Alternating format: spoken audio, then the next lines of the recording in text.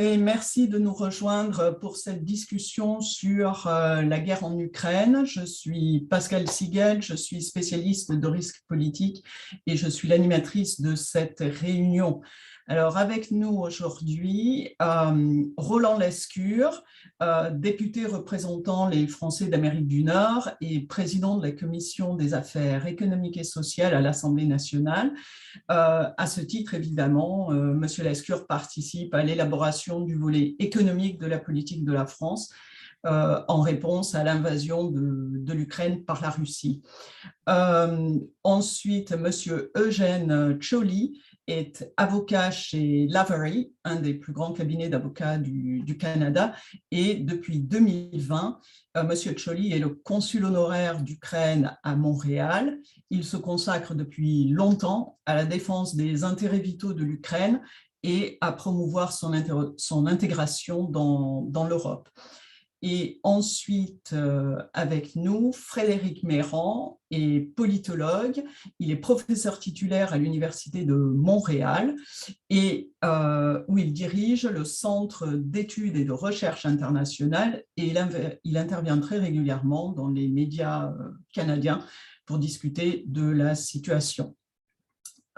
Donc, avant de rentrer dans le vif du sujet, Monsieur Lescure, je vous laisse la parole pour quelques mots d'introduction. Merci Pascal, merci d'avoir accepté d'animer cette discussion. Merci à tous les deux, Eugène et Frédéric, de vous joindre à nous.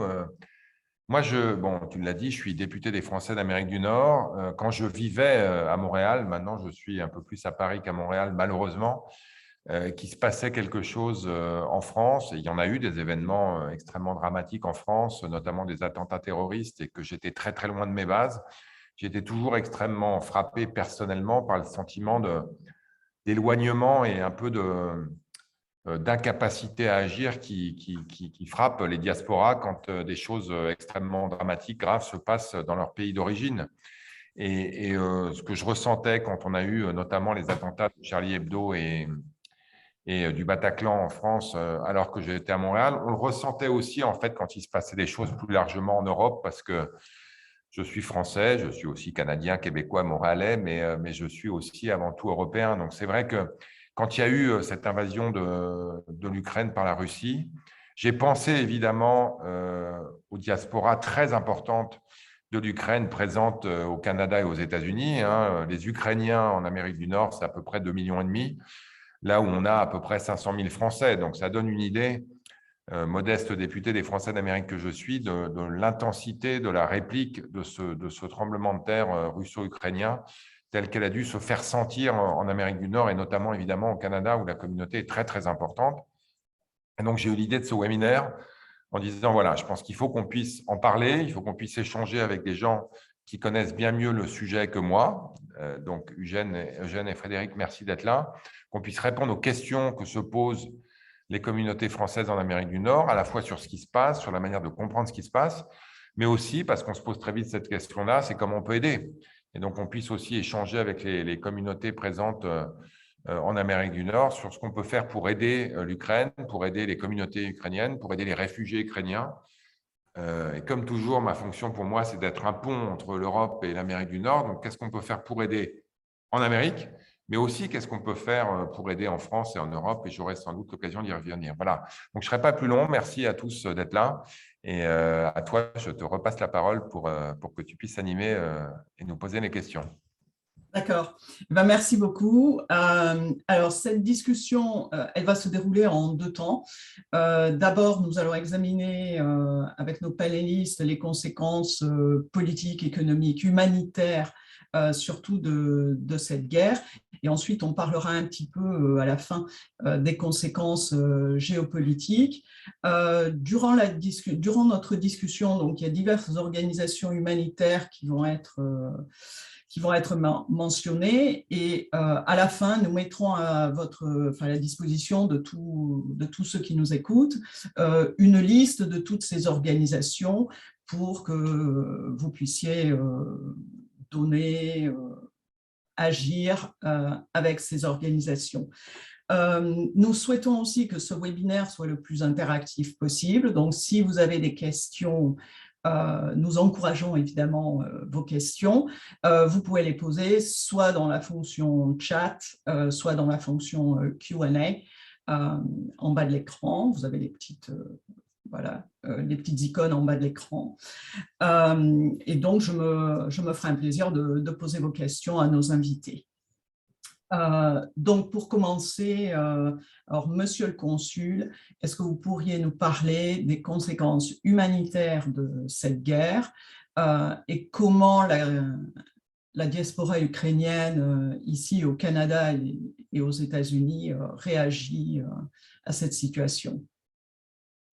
Merci beaucoup. Écoutez, dans un premier temps, il est évident que Poutine a réalisé qu'il ne peut pas gagner une guerre conventionnelle contre l'Ukraine et à compter de ce constat qu'il a fait très tôt, depuis le 24 février, il s'en est pris à la population civile et aux infrastructures civiles de l'Ukraine. J'hésite toujours, quand je parle des conséquences, de parler de statistiques parce que ça fait en sorte qu'on regarde le tout de façon beaucoup plus froide alors qu'on vit réellement l'équivalent d'un génocide qui se produit en Ukraine.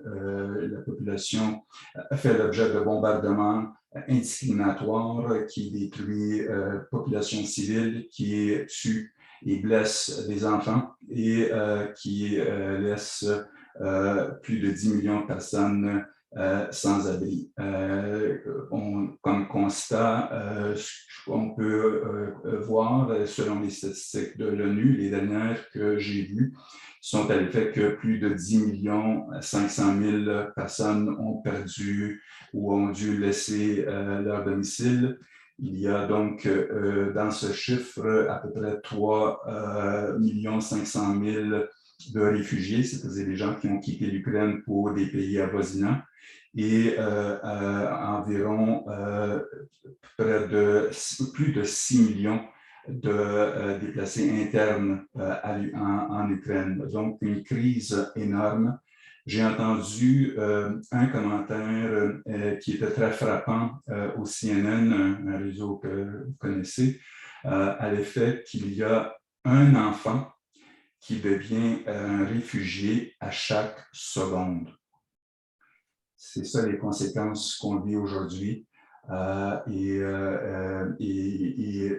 on est très reconnaissant aux pays avoisinants qui ont ouvert leurs portes et leur cœur aux réfugiés ukrainiens.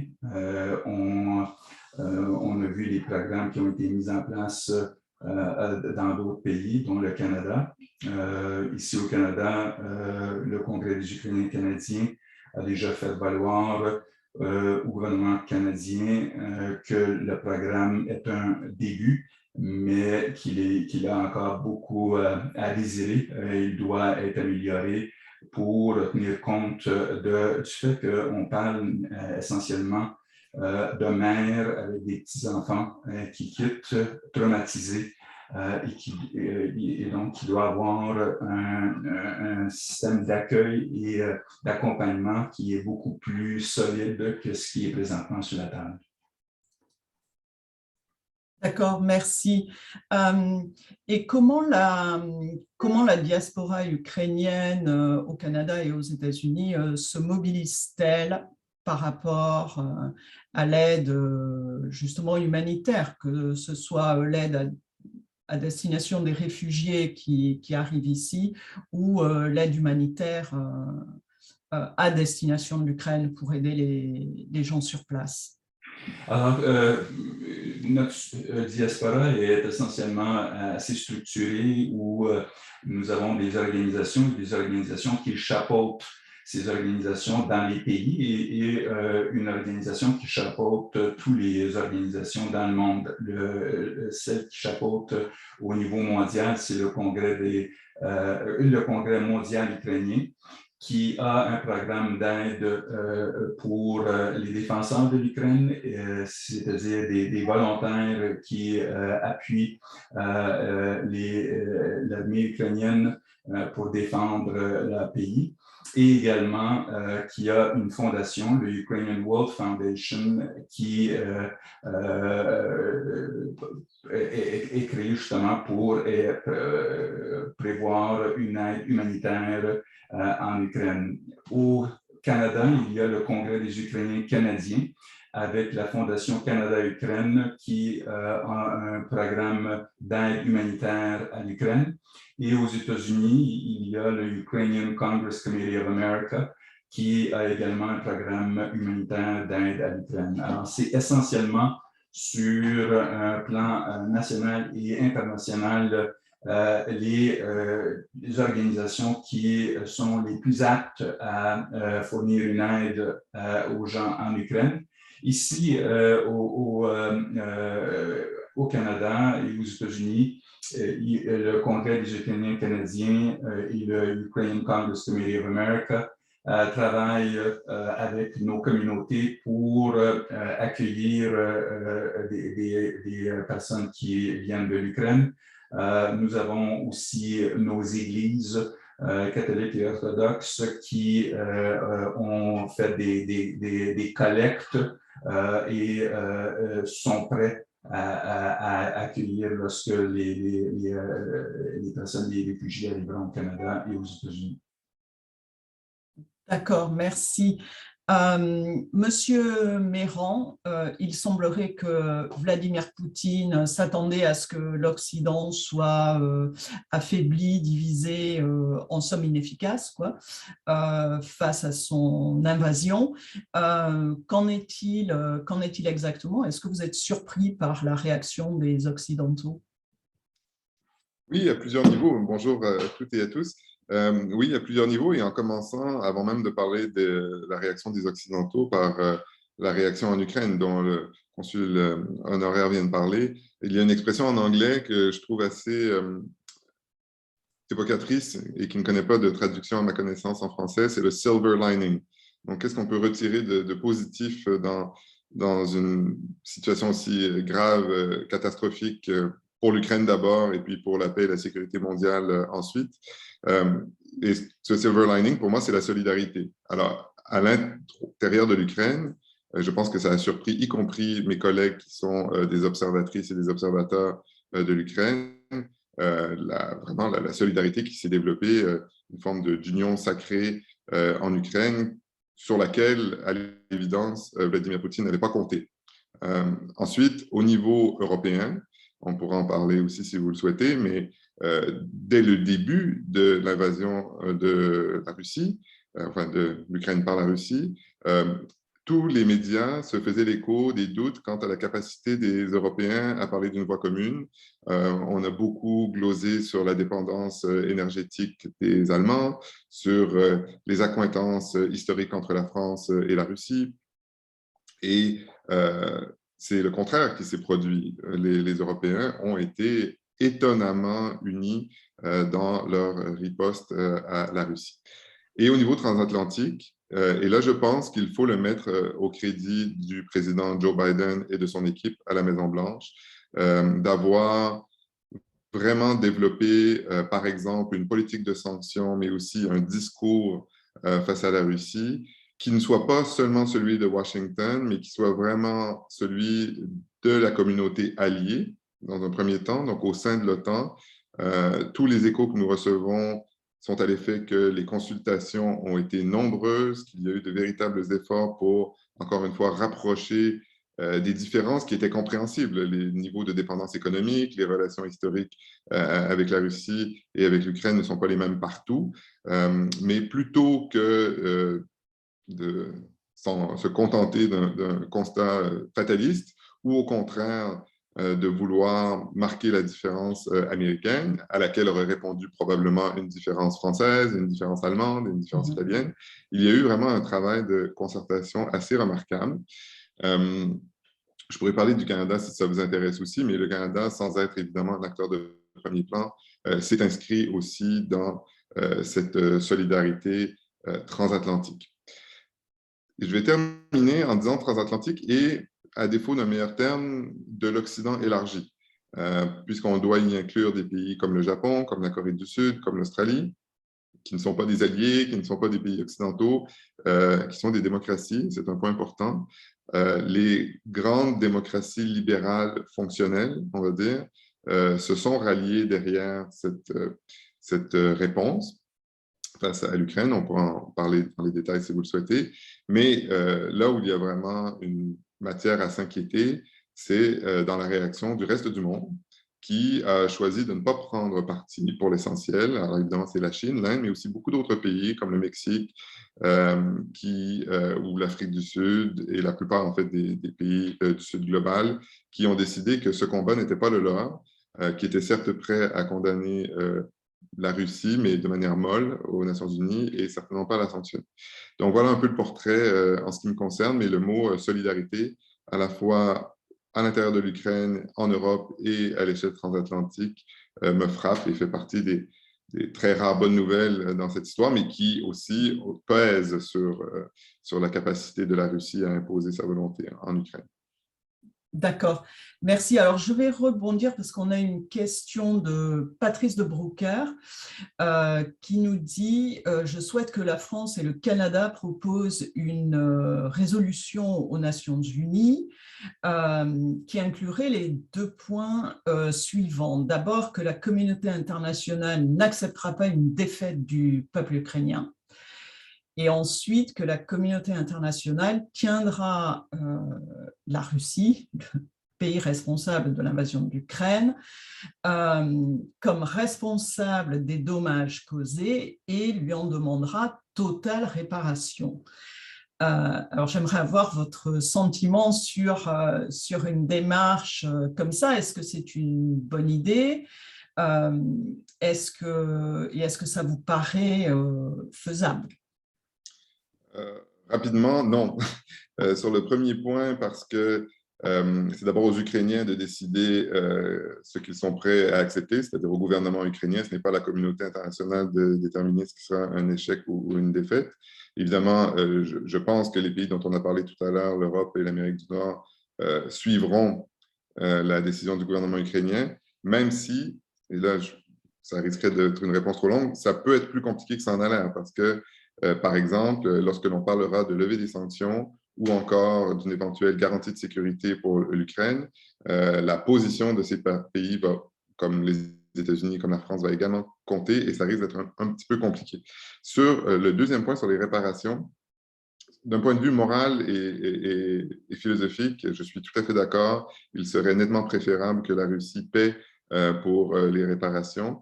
On a tous le mauvais souvenir de la Première Guerre mondiale, où cette question des réparations a empoisonné les relations européennes pendant 20 ans. Et de toute manière, je ne pense pas que la Russie va payer des réparations à l'Ukraine. Il est à peu près évident que cette tâche incombera aux Européens et aux Nord-Américains. D'accord. Monsieur Cioli, est-ce que vous avez un sentiment sur cette question? Je voudrais répondre de façon plus globale pour ce qui est du silver lining que Frédéric a invoqué. Je voudrais juste apporter une bémol pour dire ceci. Dans un premier temps, il est malheureux, même si on est reconnaissant pour toute l'aide qui est venue à date et de l'appui de la communauté internationale, mais il n'y en demeure pas moins qu'il y a eu beaucoup de lacunes. Et notamment la première, c'est que cette guerre, malheureusement, aurait pu être évitée. Elle aurait pu être évitée si les sanctions qui ont été imposées et l'aide militaire qui a été fournie à l'Ukraine depuis le 24 février avaient été fournies à l'Ukraine lorsqu'il y avait un déploiement massif des forces russes aux frontières de l'Ukraine en contravention flagrante des accords de Minsk. Je pense qu'à cette époque, si la réaction avait été solide et cette collaboration ou solidarité qu'invoque Frédéric, si on l'avait vécu en décembre et en janvier, Poutine aurait pu changer d'idée et prétendre que ce n'était qu'un exercice militaire qu'il n'exercera pas finalement en voyant la réaction solide des pays de l'OTAN. Deuxièmement, aujourd'hui, il est évident que, nonobstant toutes les déclarations qu'on entend, aux différents forums ou réunions, que ce soit de l'OTAN ou d'autres institutions, le fait qu'il y ait une très grande solidarité au sein des pays de l'OTAN. Il n'en demeure pas moins que l'OTAN, à date, n'a pas réussi à aider l'Ukraine où elle en a besoin le plus, c'est-à-dire de lui aider d'imposer une zone d'exclusion de l'espace aérien, d'où viennent tous les bombardements et la destruction de la population civile, des enfants et des infrastructures civiles.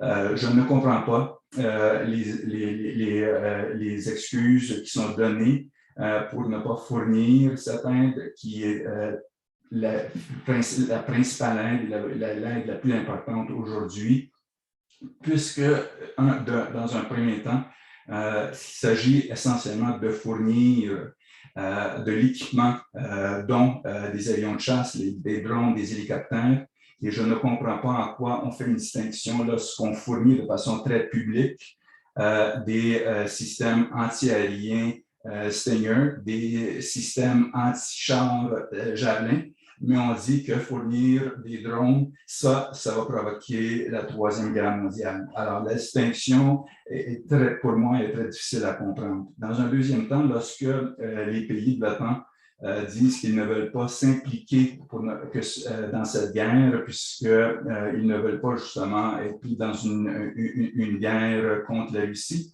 ce qu'ils ne réalisent pas, c'est une date qu'ils devraient pourtant se souvenir pour le reste de leur jour, c'est la date du 4 mars.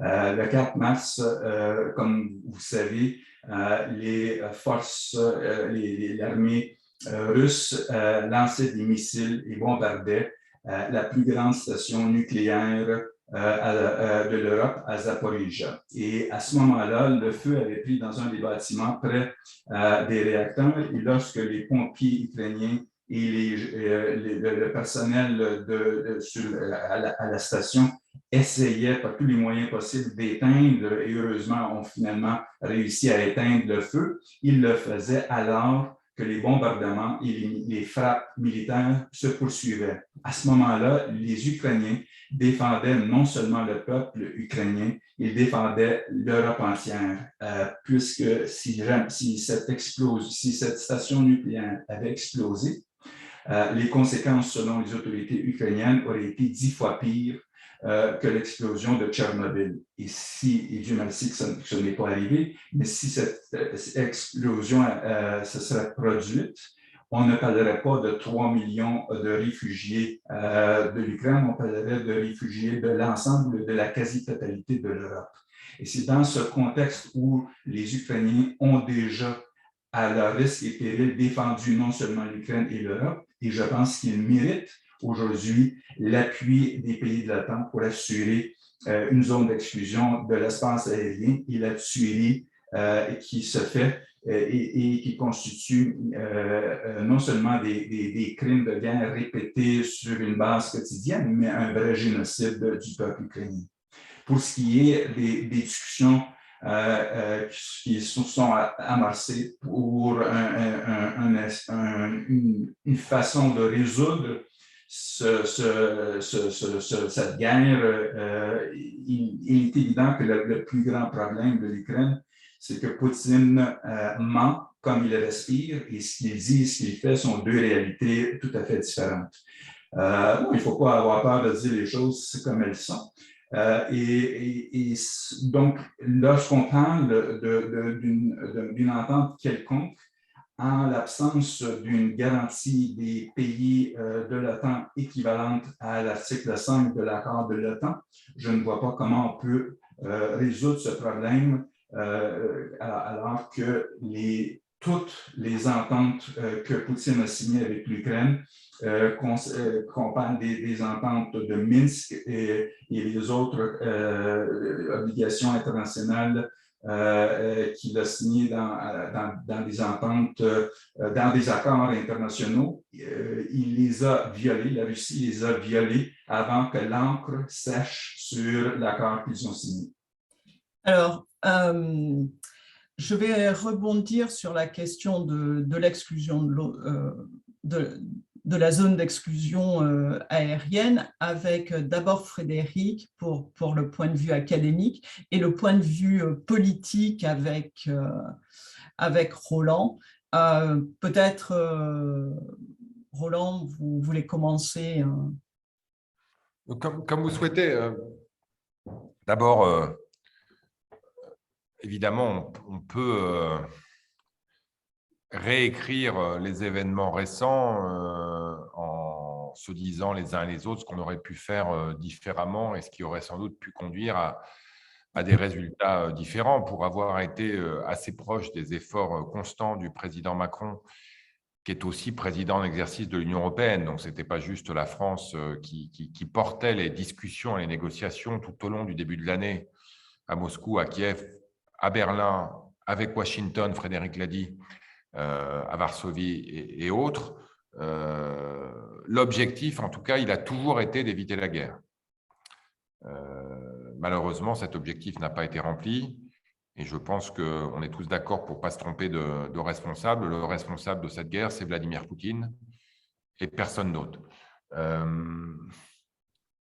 Aujourd'hui, sur les réflexions qui se mènent, et Frédéric Meyrand l'a dit, je pense que la principale conclusion géopolitique, en dehors de ce qui se passe en Ukraine, qui est évidemment l'essentiel, c'est que les pays occidentaux, au sens le plus large du terme qu'il a mentionné, mais quand même essentiellement l'Europe et l'Amérique du Nord et en son sein les États-Unis, essaient d'avancer groupés et de rassembler autour de consensus qui sont forcément un peu des compromis, des positions, parce que ce qui se joue en Ukraine et ce qui se joue avec l'invasion russe, et je pense que ça a été dit un peu par Frédéric et aussi par Monsieur le Consul, c'est plus grand encore que ce qui s'y passe. Il y a vraiment un combat autour de ce que c'est que la démocratie libérale aujourd'hui et de la manière dont elle est attaquée dans le monde, attaquée dans des systèmes démocratiques différents à l'occasion des élections successives qui s'y déroulent, y compris ici actuellement, et évidemment de manière extrêmement flagrante, puisque armée, militaire et meurtrière en Ukraine aujourd'hui.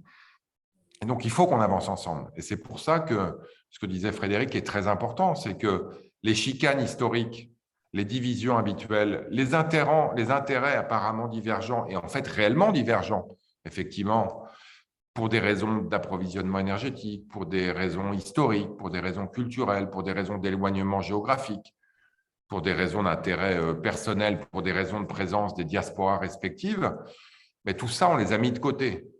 Et j'allais dire, malheureusement, il a fallu une invasion pour qu'on la mette de côté de manière aussi flagrante que ça. Mais c'était difficile de faire autrement. Et c'est vrai que toutes les discussions qui ont eu lieu à Moscou avec le président Poutine, quand le président Macron y est allé, à son retour, quand il est allé à Kiev, rencontrer le président Zelensky, dont on n'admirera jamais assez l'héroïsme et la capacité à raise to the occasion, comme on dit en anglais, du défi extrêmement important auquel fait face son pays aujourd'hui. Tout ça, malheureusement, n'aurait peut-être pas pu se passer autrement, quoi. Il a fallu cette invasion pour qu'il y ait une espèce de gigantesque wake-up call, même si évidemment personne avant ça n'était complaisant, et de dire « enough ». Donc ça, c'est, je pense, très important, et je pense que d'ailleurs tout le monde autour de cette table le comprend évidemment. Sur l'exclusion la zone d'exclusion aérienne. La zone d'exclusion aérienne, ben c'est effectivement, évidemment, un peu la même question qui se pose, quoi. Aujourd'hui, le président français l'a bien dit à Bruxelles la semaine dernière à l'occasion du sommet européen, tout faire pour arrêter la guerre sans nous-mêmes entrer en guerre. Et cette ligne est extrêmement complexe à tenir. Mais en tout cas, c'est celle que l'Europe souhaite tenir pour éviter une escalade, même si la situation est déjà extrêmement difficile, meurtrière, et fait déjà beaucoup de victimes, et essayer d'éviter l'escalade et essayer aussi d'organiser la désescalade. Et ce n'est pas facile, mais c'est exactement la ligne de conduite que tient à la fois le président Macron et je pense l'Union européenne et au fond l'Amérique avec elle. Et j'entends bien que ce soit difficile à entendre. Moi, j'ai entendu le président Zelensky à l'Assemblée nationale ici la semaine dernière, c'était il y a une semaine jour pour jour, à la fois nous remercier l'Europe, remercier la France, remercier le président Macron de tous les efforts qui sont faits et évidemment de nous demander de faire plus. C'est normal, y compris, on y reviendra peut-être d'ailleurs d'un point de vue économique et autres, mais et voilà, cette ligne ténue, elle est difficile à tenir, mais c'est celle que le président Macron souhaite tenir.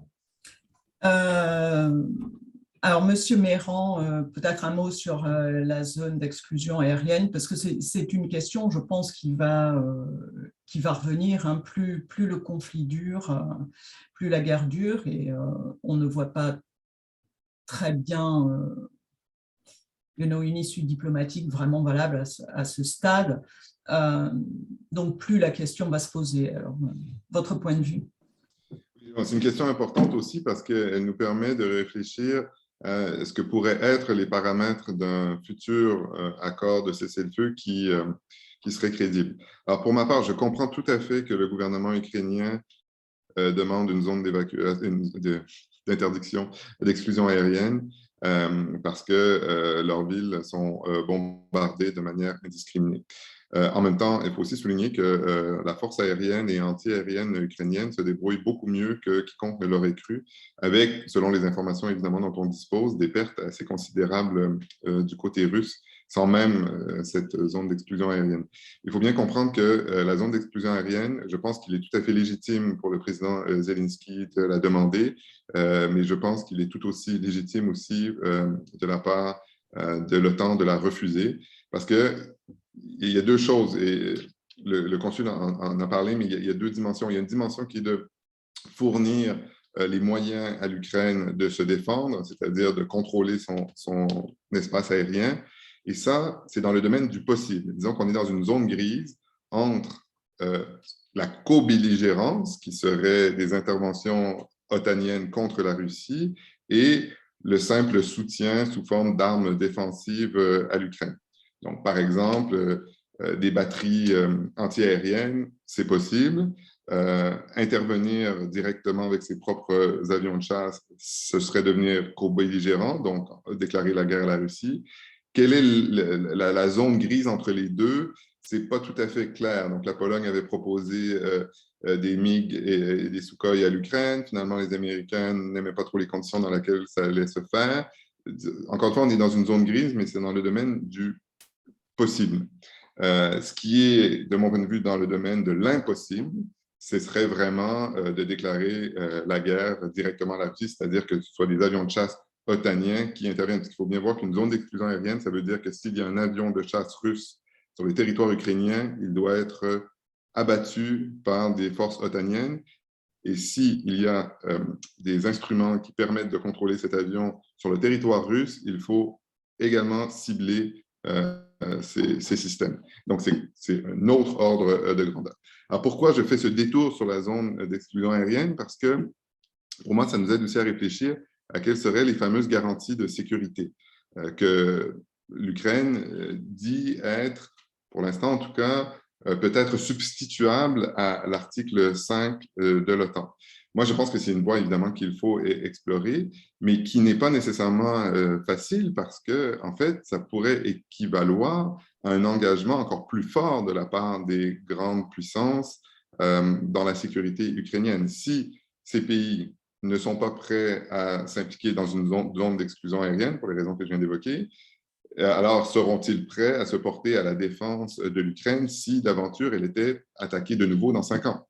La question se pose.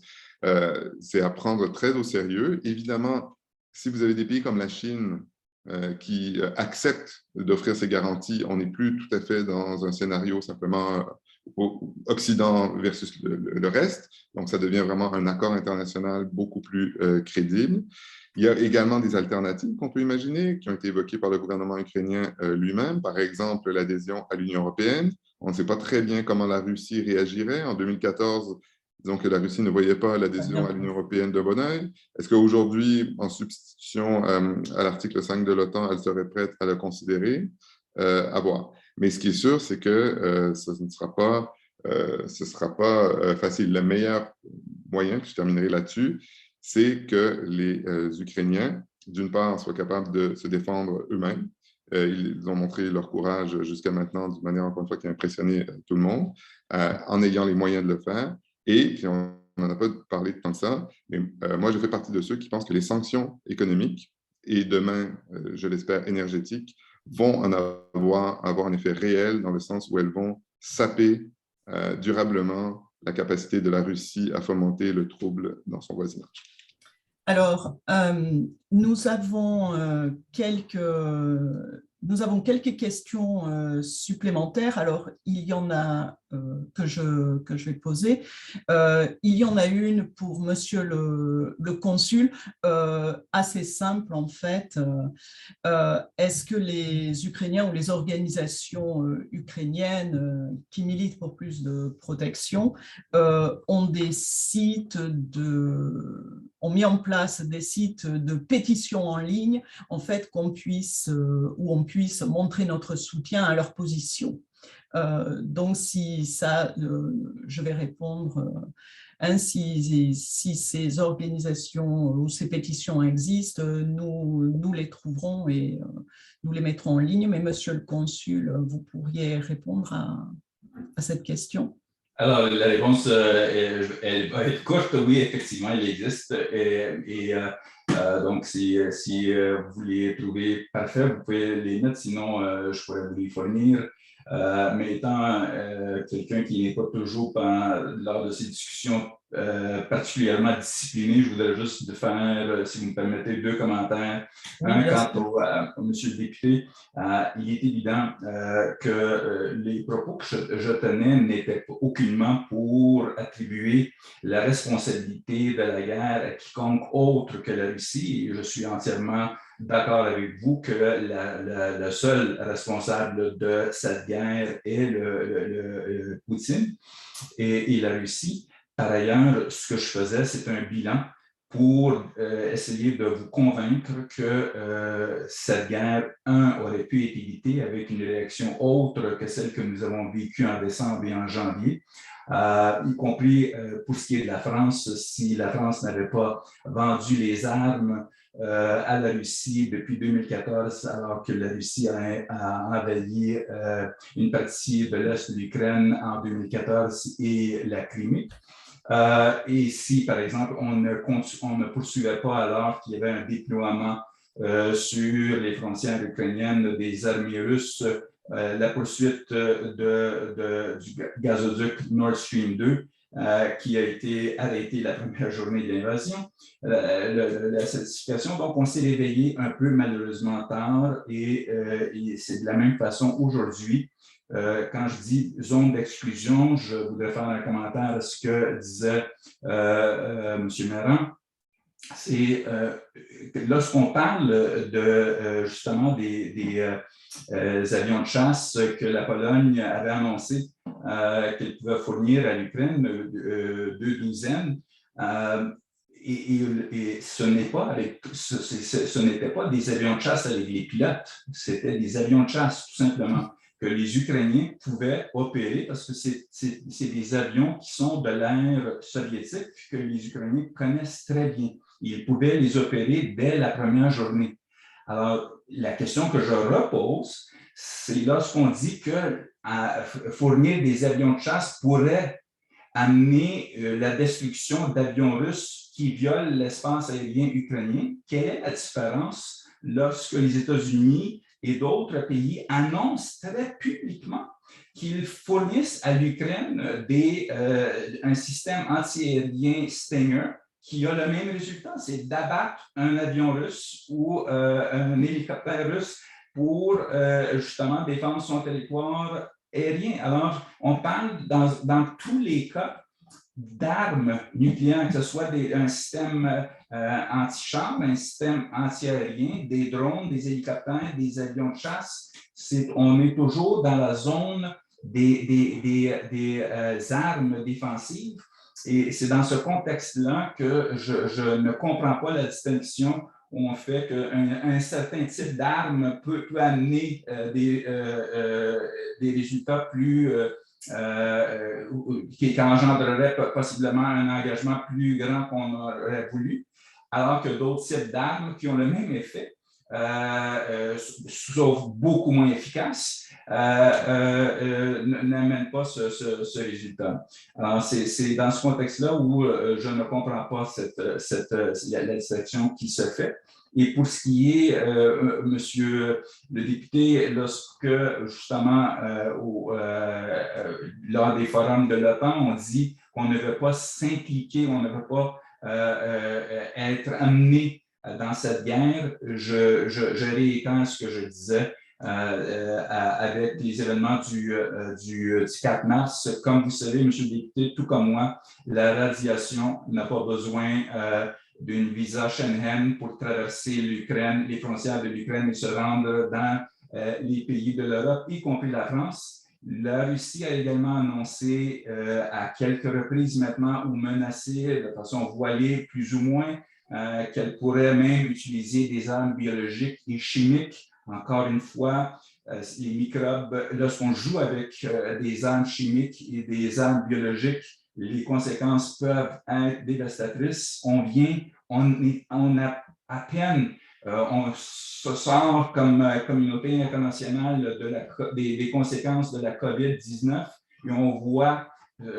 quel peut être l'effet d'une pandémie sur l'économie, sur nos vies quotidiennes. Et encore une fois, si Poutine utilise des armes biologiques ou chimiques contre les Ukrainiens, je vous assure, monsieur le député, qu'il menace l'ensemble des pays de l'Europe et c'est grand temps pour les pays de l'Europe d'ouvrir les yeux et de le voir qu'ils sont menacés et qu'ils ont tout intérêt à aider l'Ukraine à pouvoir regagner l'intégrité territoriale et de la défendre. La seule et la meilleure garantie, à mes yeux, pour assurer la sécurité, la paix et la stabilité en Europe, c'est d'assurer une victoire à l'Ukraine et d'assurer que l'Ukraine puisse arrêter la Russie à ses frontières. Alors, peut-être un mot, juste parce que… Alors, très court. Oui, non, c'est ça, parce que… Non, mais c'est exactement. En fait, je voulais qu'on passe à autre chose, mais sans essayer quand même de fermer. C'est vrai qu'on veut parler des enjeux économiques, des enjeux des sanctions, des comportements des entreprises. Je ne voudrais pas que nos auditeurs aient l'impression qu'on diverge sur l'objectif, quoi. Bon, c'est vrai qu'il y a des discussions sur les moyens, mais nous sommes extrêmement conscients de la gravité de la situation. Ce qui a amené l'Europe à prendre des décisions qui n'avaient jamais été prises auparavant, y compris d'ailleurs la mise en commun de moyens pour acheter des armes et les envoyer, c'est 1 milliard d'euros, de la mise en commun de moyens pour envoyer de l'aide humanitaire aussi. Ce qui se passe en Europe est historique parce que ce qui se passe en Ukraine est historique. Et même s'il y a des discussions et parfois même des divergences qui apparaissent dans le cadre de cette conversation sur les moyens d'y arriver, je pense qu'on est vraiment d'accord et j'espère que vous le savez, je pense que vous le savez, et j'espère aussi que ceux qui nous entendent le savent, pour soyons clairs, défaire la Russie et faire en sorte que cette invasion soit sans lendemain. Voilà, les contraintes sont telles qu'évidemment chacun y arrive avec son chemin, mais pour avoir moi-même entendu le président Zelensky en direct dans l'Assemblée nationale la semaine dernière, et l'impact que ça a eu sur tous les parlementaires français, peut-être à 2-3 exceptions près, sachez que nous sommes avec vous et qu'on cherche le meilleur résultat et la meilleure solution, même si parfois on peut différer sur les manières d'y arriver.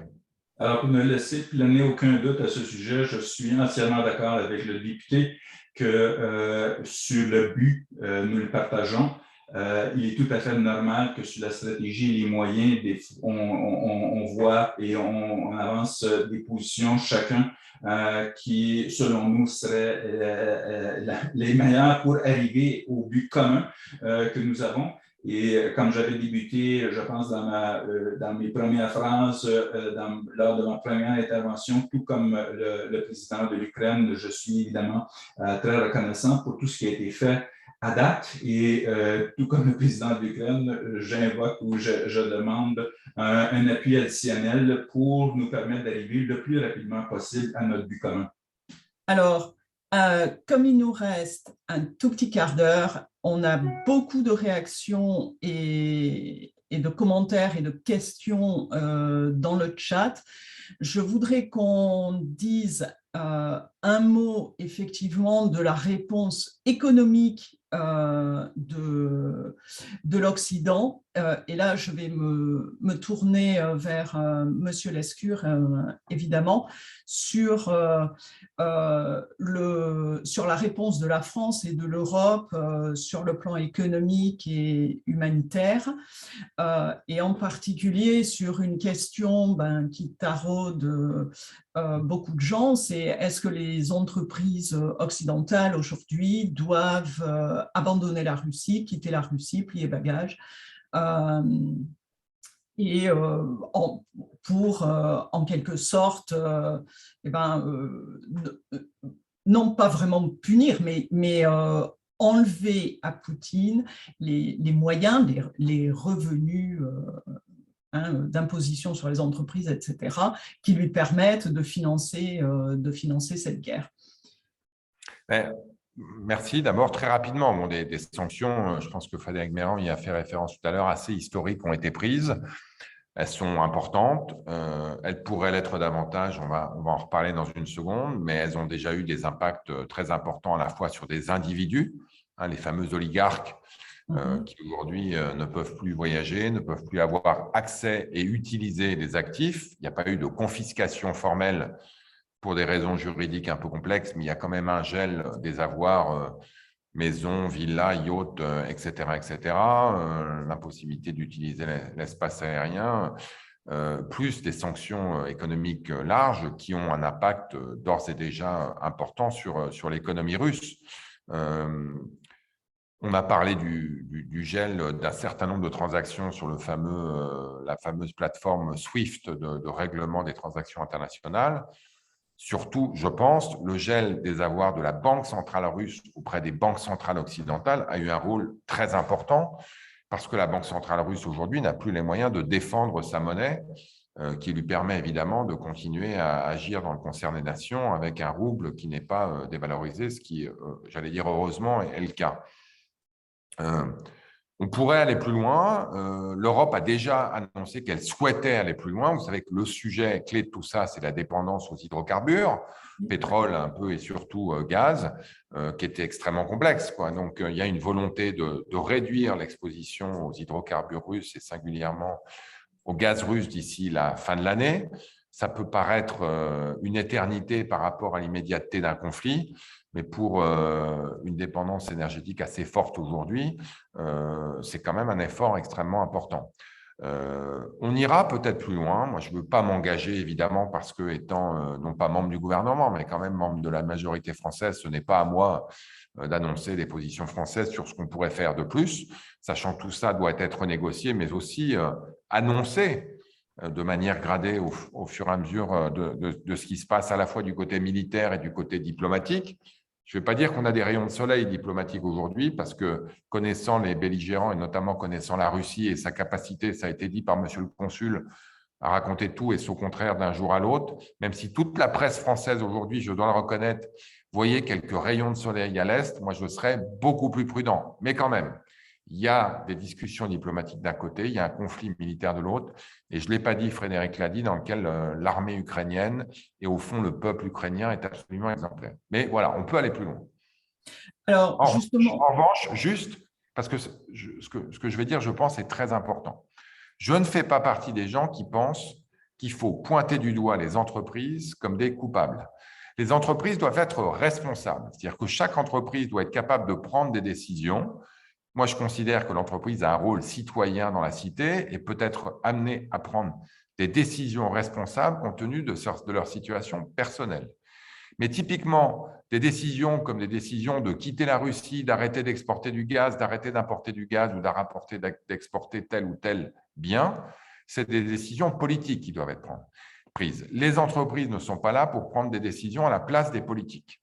Et donc, je reconnais que certaines entreprises ont pris des décisions assez drastiques, y compris des entreprises d'hydrocarbures. D'autres ont pris des décisions qui apparaissent un peu moins drastiques, mais chaque entreprise a sa situation à elle. Je pense par exemple à Auchan, qui est un distributeur agroalimentaire français, qui a des très grosses opérations en Russie.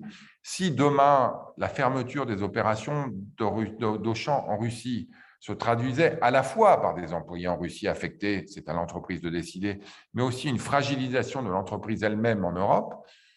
C'est un peu plus compliqué comme décision à prise que Exxon qui dit « moi j'arrête d'importer du gaz russe » alors qu'il n'en importe pas grand-chose. Donc vraiment, chaque situation est différente. Moi, j'ai appelé, je l'ai fait d'ailleurs sur les médias français, à la responsabilité des entreprises.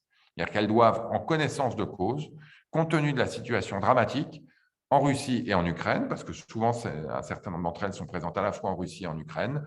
On a parlé de Total, on a parlé de Decathlon, on a parlé de Renault. Prendre des décisions responsables. Et ensuite, évidemment, elles doivent appliquer de manière stricte les sanctions décidées par le pouvoir politique. Mais ce n'est pas la même chose.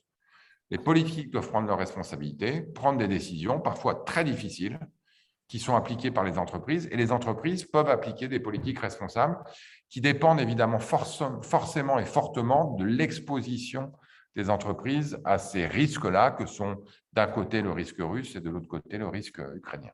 Alors, je vais rebondir sur, puisqu'on a une question, je vais vous demander alors de faire des réponses très très courtes, Oui, parce que maintenant, on n'a plus que 8 minutes. Donc, pour finir ce webinaire, mais nous avons par exemple Paulette Castel qui demande, donc il y a une grande probabilité maintenant que l'Europe à un certain point va acheter ou réduire l'achat d'hydrocarbures russes. Quelles actions nous, Européens aux États-Unis, pouvons-nous faire pour faire pression sur une plus grande solidarité des États-Unis avec les Européens face à la crise énergétique que ça va créer? Donc, j'aimerais avoir votre sentiment là-dessus. Comme vous nous avez appelé ou demandé avec raison d'être court dans nos répliques, à ce stade, je vais être très court. Je vais vous dire ceci. Quand on parle et qu'on évalue la situation, il est clair aujourd'hui que si on regarde la Convention sur le génocide, il y a un génocide qui se perpétue en Ukraine. Et l'histoire ne sera pas généreuse envers les entreprises qui ont financé ce génocide. Et c'est aussi simple que ça. Et je pense que chaque entreprise doit faire face à cette réalité et prendre, selon moi, une fois qu'elle comprend que c'est ça la réalité, la bonne décision. D'accord, merci. Monsieur Lescure, est-ce que vous avez une question sur les hydrocarbures et la solidarité avec, américaine avec l'Europe? Non, mais là encore, il y a un wake-up call, quoi. Donc, je pense qu'on va, mais bon, un oléoduc, un gazoduc, un terminal GPL, ça ne se crée pas en 15 secondes, quoi. Donc, il y a une vraie volonté de shift. Il y a aussi un wake-up call sur la dépendance globale, d'ailleurs, vis-à-vis des hydrocarbures, parce que si vous avez aimé la Russie, vous adorez peut-être d'autres fournisseurs qui, peut-être, dans 5 ou 10 ans, feront face eux-mêmes à des enjeux géopolitiques importants. Donc, il y a un wake-up call autour de la souveraineté énergétique, il y a un wake-up call autour des alternatives aux hydrocarbures, et à très court terme, il y a une volonté de diminuer très fortement la dépendance vis-à-vis des hydrocarbures et singulièrement du gaz russe. Et j'entends très bien ce que dit le consul, hein, les entreprises aujourd'hui. Moi, par exemple, je connais bien le PDG de Renault. Ça n'a pas été une décision facile pour lui, hein. Il vend des Lada dans le monde entier. Je pense que c'est sa deuxième voiture la plus vendue qui est fabriquée en Russie. Quand il a suspendu la fabrication d'usines, mais c'est un dirigeant responsable qui a ça chevillé au cœur et qui a pris cette décision en connaissance de cause. Voilà, mais c'est une décision difficile. C'est une chose d'appliquer des décisions politiques, c'est une autre chose de prendre des initiatives entrepreneuriales. Alors, nous avons aussi dans le chat beaucoup de questions sur une neutralité éventuelle de l'Ukraine, même si, je dois le dire, des discussions qui semblent transparaître ces 2 derniers jours, on ne sait pas exactement ce que le terme neutralité recouvre vraiment. Mais je veux vous donner et on a alors un éventail d'opinions en fait.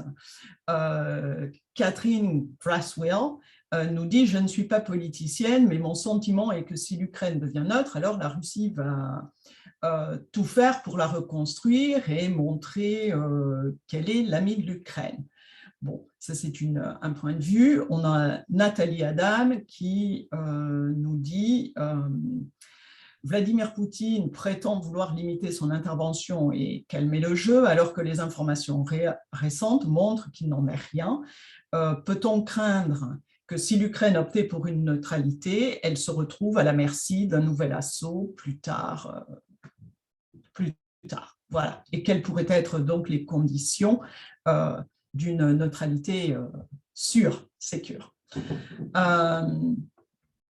Et nous avons Clément Monet qui dit la France, en tant que seule puissance nucléaire indépendante en Europe, avec la Russie, avait un rôle unique à jouer dans les années, depuis des années pour éviter cette guerre.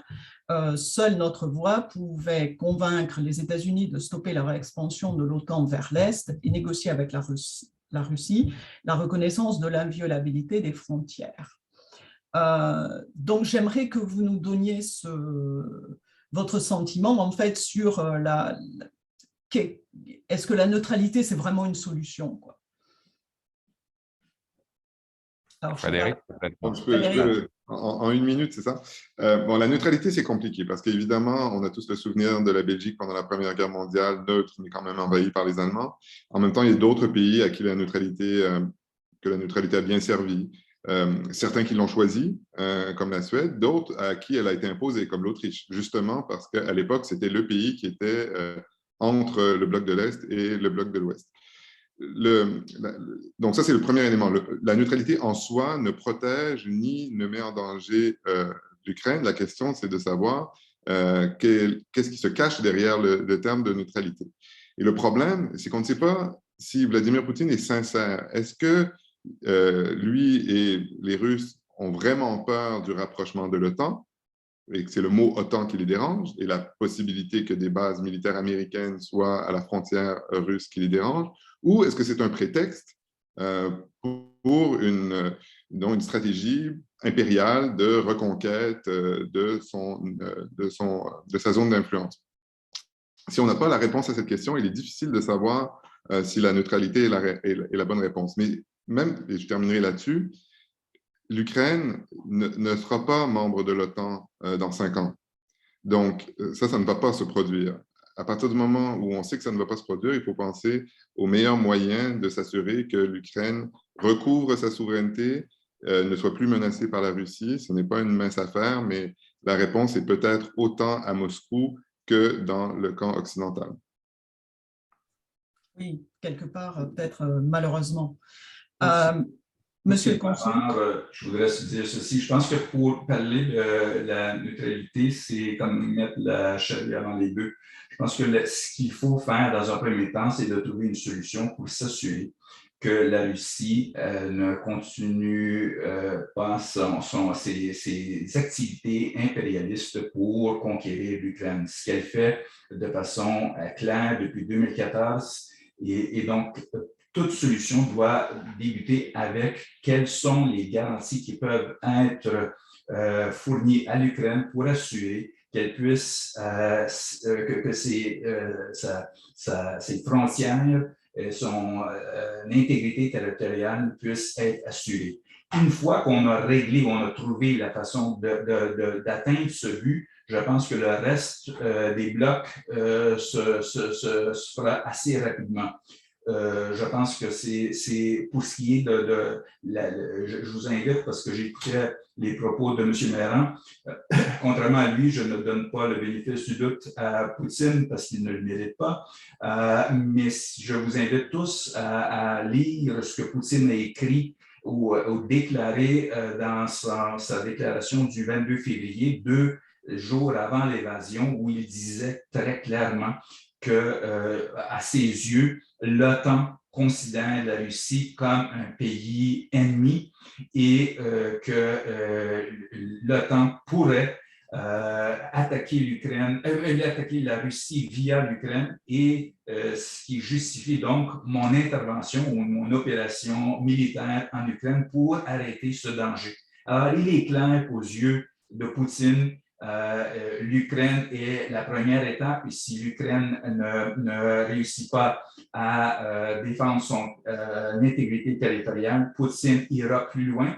Il ira contre des pays de l'OTAN et je vous assure que les pays de l'OTAN lui ont déjà donné sur un plateau d'argent la façon de s'y prendre en menaçant les pays de l'OTAN de l'utilisation de l'arme nucléaire si jamais les pays de l'OTAN invoquent l'article 5 lorsqu'il s'attaquera à un des pays de l'OTAN. Alors, la formule est déjà tracée et donc le défi pour la communauté internationale aujourd'hui est de trouver la meilleure façon pour assurer la protection du territoire ukrainien, qui est finalement la seule et meilleure garantie que la Russie n'attaquera pas un autre pays de l'OTAN et ne provoquera pas la Troisième Guerre mondiale.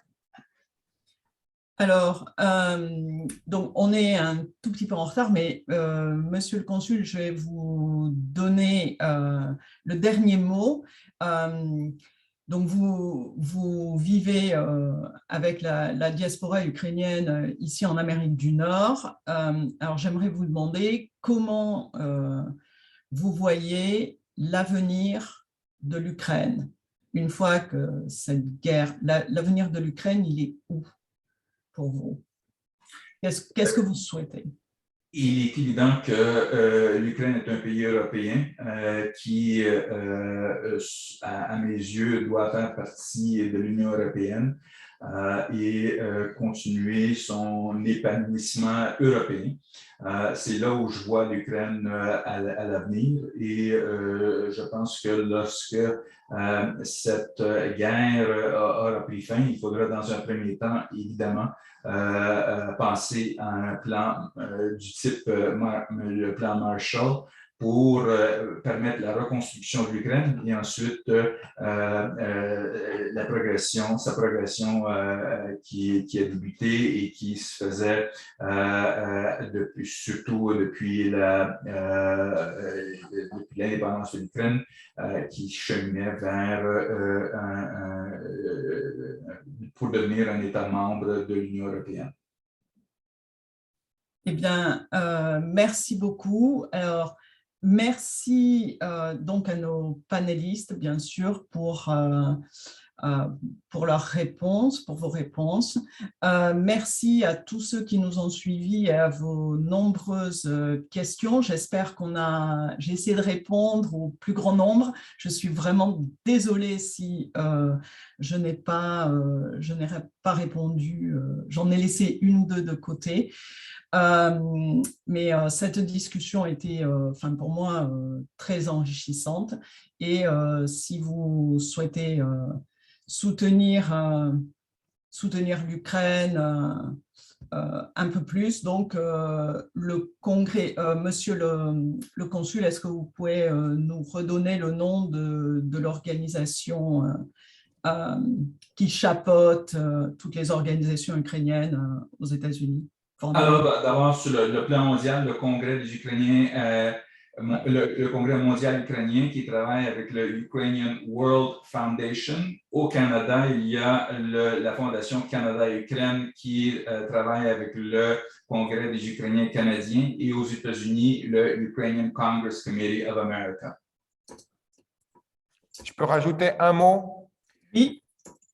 Je m'engage pour l'Ukraine, c'est un site qui a été créé par le gouvernement français. Donc, pour celles et ceux qui sont de ce côté-ci de l'Atlantique ou qui souhaitent notamment aider des Ukrainiens réfugiés qui arrivent en France, il y en a 30 000, il y en aura sans doute 100 000 à terme, peut-être plus, qui sait, j'espère pas, mais malheureusement, en tout cas, s'ils arrivent, on doit les accueillir, on doit bien les accueillir. Donc, n'hésitez pas aussi à faire circuler ce site qui permet de coordonner l'aide aux réfugiés ukrainiens qui arrivent ici en France. Merci beaucoup, Roland, merci beaucoup. Monsieur, merci à toi, Pascal. De rien. Monsieur le Consul, merci beaucoup. Frédéric, je crois qu'il nous a quittés, mais merci beaucoup pour votre participation et bonne journée à tous. Bonne journée. À bientôt.